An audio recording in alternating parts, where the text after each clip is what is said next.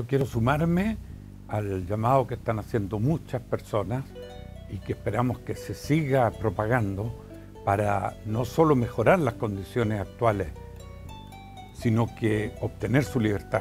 Pero lo más importante, que ningún prisionero político, ni en Chile, ni en el mundo, puede tener un trato inhumano que obviamente no va a la altura de lo que la demanda por los derechos humanos requiere y necesita. Desde esta loca esquina revolucionaria de Chile, de América Latina, invito a los compañeros, compañeras, hermanos y hermanas a sumarse a esta campaña por la libertad y por la dignidad del cuerpo del comandante Ramiro. Un ex dirigente del Frente Patriótico, Manuel Rodríguez, o sea, de un luchador que arriesgó su vida en la lucha por la libertad y por los derechos humanos en Chile. Hay que decir las cosas por su nombre. Aquí a la dictadura no se le venció con un lápiz y un papel. Aquí jugó un rol fundamental la lucha armada contra la dictadura. Y se ha olvidado, sí, aquellos que lucharon contra la dictadura, y particularmente aquellos que lucharon con las armas. La historia tengamos derecho a escribirla a todos. Si la conclusión final es si acaso X, Y o Z persona le hicieron un mal al país, es una conclusión final que es posible, pero una conclusión que tenemos que tomar todos. Y en Chile hoy la gran disputa, en muchos temas, de muchas maneras, es siempre la disputa por la justicia. Toda la campaña que se está desarrollando actualmente resulta plenamente justificada, ¿no? Porque estamos frente a una persona que está siendo víctima de un acto de violación de derechos humanos. Es bueno que la sociedad chilena tome conciencia de estos factores. La idea fundamental de solidaridad con aquellos que están hoy día siendo objeto de populismo penal en sus condenas carcelarias. Todos aquellos que puedan de una u otra forma interceder para que Mauricio vuelva, que lo hagan definitivamente.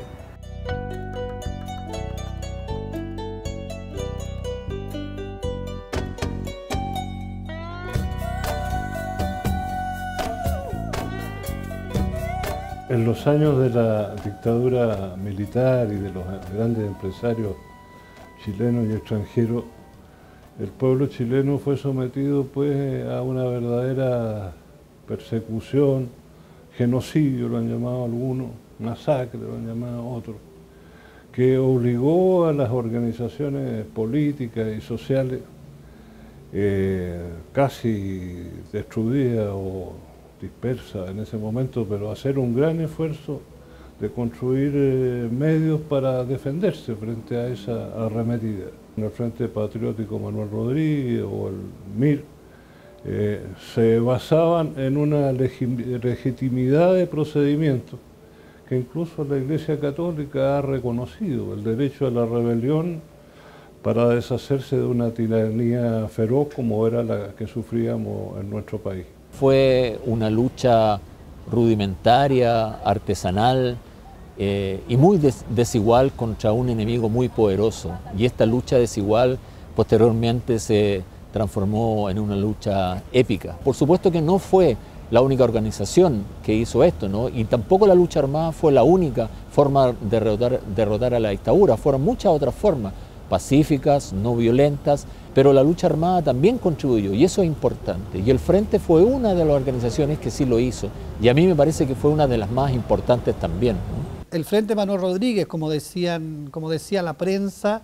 quitándole el patriótico. Yo encontraba bonito cuando la prensa le quitaba el patriótico, porque efectivamente si había algo patriótico dentro de la dictadura era precisamente el accionar, la existencia política, cultural, subversiva del Frente Patriótico, ¿no? Que intentaba resurgir los valores más puros, los valores más honestos, los valores más solidarios y más libertarios de la patria, de lo que fue Manuel Rodríguez, de lo que fueron todos los guerrilleros desde las luchas mapuche, de la llegada de los españoles hasta ahora. Yo reivindico como héroes fundamentales la tarea de derrotar y derrocar a la dictadura militar en esa época, en esos años, y por tanto esa memoria es parte de la construcción del Chile de hoy. Una batalla que debemos reconocer y que debe estar escrita en la memoria histórica de los pueblos, porque la historia oficial sin duda no va a dar cuenta del rol jugado en este caso por el Frente Patriótico Manuel Rodríguez. Eso hoy día, alejado de ese contexto, a veces se ve como algo que no corresponde, pero en ese momento no solo correspondía, sino que era legítimo y contribuyó enormemente a terminar con la dictadura. Y hay que decir que las cosas hubieran sido quizás distintas y la democracia hubiera sido más profunda si se hubiera derrocado a la dictadura y no un acuerdo para una transición que no termina nunca, mientras sigue la Constitución de Pinochet vigente. Hicieron un gran servicio a la patria y que todavía eso no es reconocido en nuestro país, pero algún día sin duda será reconocido y homenajeado como se debe. Uno de los grandes silencios de la transición, no solo en términos políticos, sino que en términos investigativos y académicos, ha sido el rol que tuvo la lucha armada contra la dictadura. La importancia del atentado a Pinochet para demostrar que sí se movían hojas en Chile sin que Pinochet lo supiera, y el debilitamiento que eso conllevó del dictador, lo que permitió y favoreció también la posibilidad de un triunfo en el plebiscito. Tanto el atentado a Pinochet, como el secuestro de Cristian Edwards, como la muerte de Jaime Guzmán, movieron el péndulo de la transición en ciertas direcciones. Luego esto se silenció y quedó como algo que nadie confesaría. Comprender el rol de la vía armada, comprender el rol de una vía armada dentro de una dictadura, comprender el rol relevante de una acción contra un régimen genocida, todo eso es algo que no se visita, no se ve, no se vislumbra. Y creo que es algo que debemos tener en cuenta cuando vamos y nos ponemos a analizar casos como el de este comandante, el comandante Ramiro, que está preso en Brasil en condiciones realmente desastrosas, donde sencillamente lo que predomina es el silencio para no hacerse cargo de un problema que guardamos debajo de la alfombra.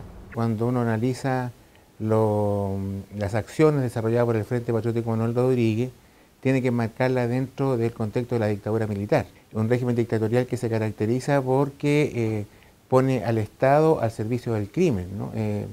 Se desarrolla una política represiva en forma masiva, sistemática, institucionalizada, que causa violaciones a los derechos humanos, se cometen crímenes de lesa humanidad, y en ese contexto, si uno quiere justificar desde un punto de vista jurídico las acciones emprendidas por las personas y por el pueblo en su conjunto en contra de la dictadura militar, debe comprenderlas desde un punto de vista jurídico dentro del legítimo derecho a la rebelión. No nos deberíamos enfocar solamente en el contexto que motivó o no su historia de vida personal, su biografía política, sino sobre todo las condiciones que cualquier ser humano, en cualquier circunstancia, sin otra atenuante, sin otro agravante, debería ser objeto de las mismas consideraciones y de los mismos beneficios.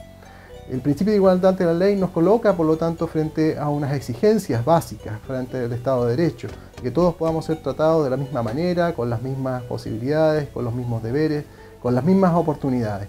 Y en esto no se cumple. A Mauricio siempre lo vi soñador, a Mauricio lo vi siempre como el amigo de los amigos. Es por eso que hoy en día cuesta entender la situación extrema por la cual pasa Mauricio. ¿Puede haber algo que justifique el castigo inhumano, eterno, al que está sometido Mauricio, a su aislamiento infinito? Me encuentro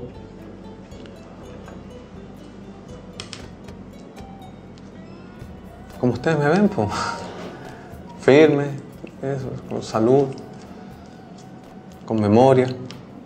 Ninguna persona debería estar sometido a las condiciones en las cuales él se encuentra en ese país, ¿no? Sometido a unas reglas inhumanas por tanto tiempo, más de una década y un lustro, viviendo en esas condiciones, en esas circunstancias. No puede tener acceso a las mínimas condiciones en las cuales debe vivir un ser humano para tener una vida digna. Llama la atención que en un país como Brasil, que no está siendo acusado de violaciones de los derechos humanos ni nada que se parezca, con un gobierno del Partido de los Trabajadores, por lo menos hasta el momento en que hablamos,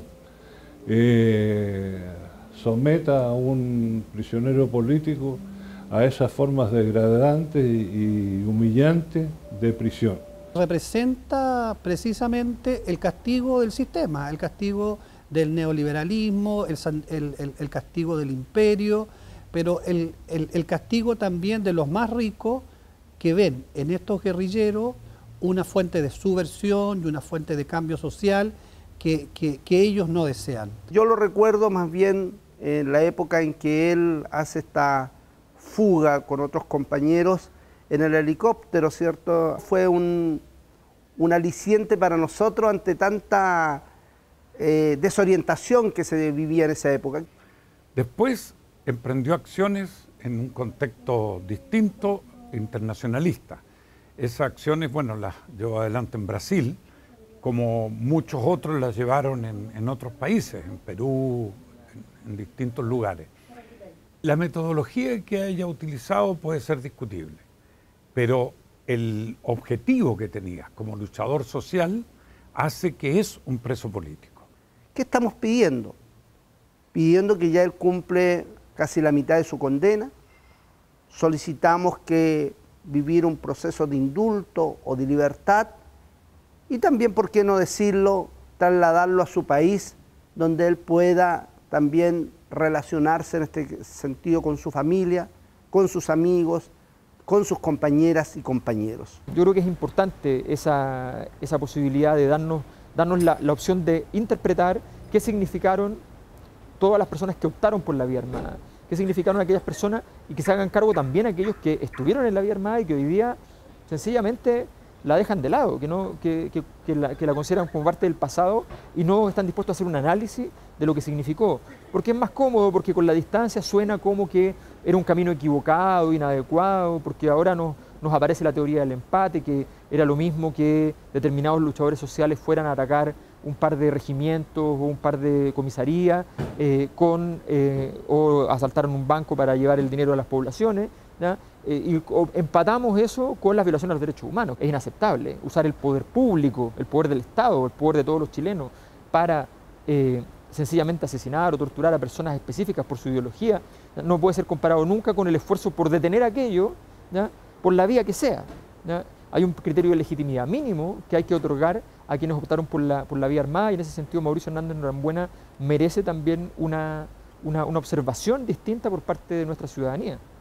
Hace un análisis de la situación política que vive Chile con posterioridad al 11 de marzo del año 1990 y bueno, ese análisis lleva a la conclusión de que la dictadura no ha sido erradicada del país, la institucionalidad dictatorial permanece, Pinochet sigue siendo comandante en jefe del ejército, se mantienen todos los enclaves autoritarios e institucionales dejados por la dictadura militar. Eso explica que el Frente en los primeros años, después del 11 de marzo de 1990, ejecuta algunas acciones de violencia armada que implican, digamos, en definitiva, un juicio de reproche por parte de la institucionalidad en contra de Mauricio Hernández, que lo llevan a un juicio, a la detención y a un juicio por algunas acciones ejecutadas por el Frente Patriótico. Lo llevan finalmente a ser condenado a 2 penas de presidio perpetuo.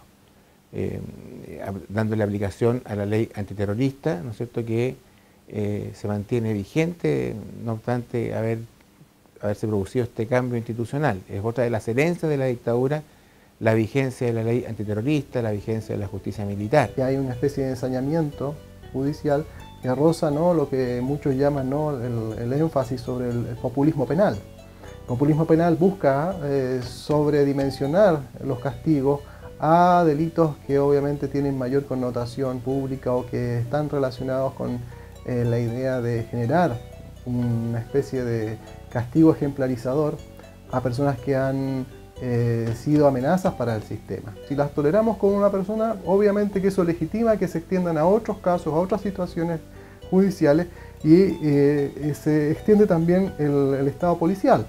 A Mauricio lo conocí por los 80. A Mauricio lo conocí jugando a la pelota en Valparaíso. A Mauricio lo conocí como un seductor impenitente. Participa en el atentado a Pinochet y otras muchas acciones en contra de la dictadura en Colombia, en Brasil y en otros lugares de nuestra América. Tenemos que ser capaces de construir un país realmente justo. Uno puede o no estar de acuerdo con las tesis que Mauricio Hernández Norambuena en algún momento esgrimió.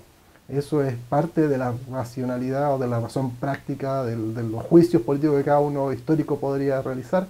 Eso no es relevante. Advertimos claramente que hay una suerte de revancha en contra de él, más que de justicia. Ya lleva muchos años preso, de alguna manera ha pagado lo que ha hecho y es importante que hoy día pueda mejorar sus condiciones, pero sobre todo obtener su libertad.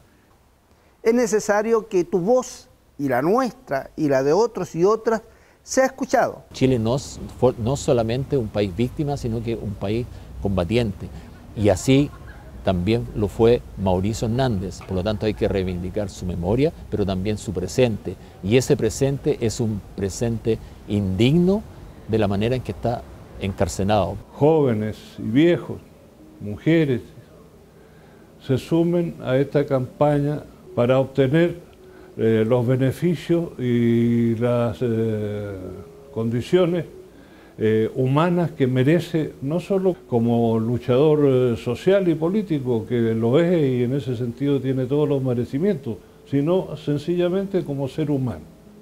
Un beso para Mauricio y un beso para todos los compañeros y compañeras que se van a sumar a esta campaña urgente y necesaria. A Mauricio lo queremos para abrazarlo por las tardes, como se abraza fraternalmente al compañero imprescindible. Yo te quiero libre, libre y con amor, libre de la sombra, pero no del sol. Yo te quiero libre, como te viví, libre de otras penas y libre de mí. La libertad tiene alma clara y solo canta cuando va batiendo alas, vuela y canta. Libertad. La libertad